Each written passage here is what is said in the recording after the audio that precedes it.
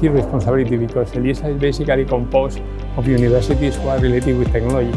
So therefore, it makes a lot of sense that they think in how to put European values inside education. Not as an additional topic, but inside education. This means human dignity, this means values from civil society, this means freedom, this means our quality of life. And putting this is a key mission of EELISA. So EELISA, in fact, I think should use this as one of the key elements in the portfolio.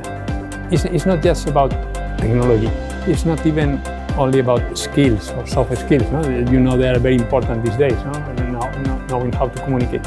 It's also knowing how to put these European values at the core. So I think my impression is we are the last ones in Europe who care about civil society. No? Some others are more worried about the market or the government controlling everything. We do care about human people, about society as a whole. So this should be at the core of these European values, as I call them, should be at the core of EELISA education. Very important mission there. A relatively short-term prediction for education is much more difficult than to make a long-term one. My expectation is that in 5 years, an experimental integration of the education process from the content side will make giant leaps. Most probably the formal integration will lag behind. But what is the most important? Education is currently, with the exception of a few initiatives, dominantly national, and for the national values that is good so, but if we speak about a single European market, we need such engineers and other professionals who are able to think in a European and international dimension. Those new skills are needed, so both geographically and disciplinarily we go inter.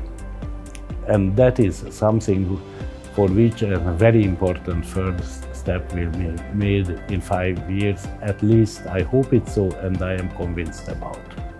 So I think there are like 2 layers. So the first layer that is relatively easy, everything is difficult, but is relatively easy is what we are doing currently is opening up existing activities. So we already have a number of programs and activities, and we open up and we allow all people from all the universities to come and join and use them.